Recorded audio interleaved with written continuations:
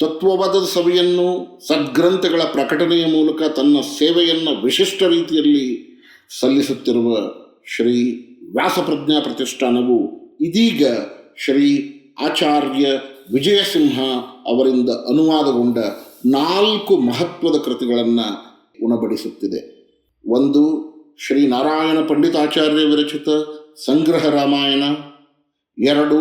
ಶ್ರೀ ಕೃಷ್ಣ ಮಿಶ್ರರು ಕಲಾತ್ಮಕವಾಗಿ ಕಟ್ಟಿಕೊಟ್ಟ ಅದ್ವೈತ ದರ್ಶನದ ಮೇಲೆ ಬೆಳಕು ಚೆಲ್ಲುವ ಪ್ರಬೋಧ ಚಂದ್ರೋದಯವೆಂಬ ನಾಟಕದ ಅನುವಾದ. 3.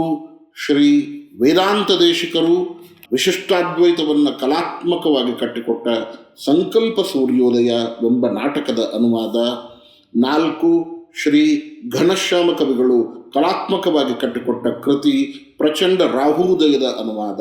ಮೇಲೆ ಹೇಳಿದ 2 ನಾಟಕಗಳ ದೋಷ ವಿಮರ್ಶೆ ಹಾಗೂ ಪರಿಷ್ಕಾರಕ್ಕೆ ಸೀಮಿತವಾದ ಕೃತಿ ಈ ನಾಟಕ.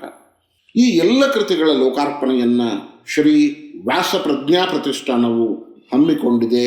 ಇದೇ ಡಿಸೆಂಬರ್ 14, 2025 ಸಂಜೆ 5 ಗಂಟೆಗೆ ಡಾಕ್ಟರ್ ಅಂಬರೀಷ್ ಆಡಿಟೋರಿಯಂ, ಚಾಮರಾಜಪೇಟೆ, ಬೆಂಗಳೂರಿನಲ್ಲಿ ಪುಸ್ತಕ ಲೋಕಾರ್ಪಣೆಯ ಕಾರ್ಯಕ್ರಮ ನೆರವೇರಲಿದೆ.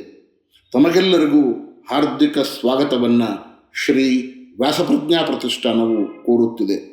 ಈ ಸಮಾರಂಭದ ಘನ ಅಧ್ಯಕ್ಷತೆಯನ್ನು ಶ್ರೀ ಈಶಪ್ರಿಯ ತೀರ್ಥರು, ಶ್ರೀ ಅದಮಾರು ಮಠ, ಉಡುಪಿ ಅವರು ವಹಿಸುತ್ತಿದ್ದಾರೆ.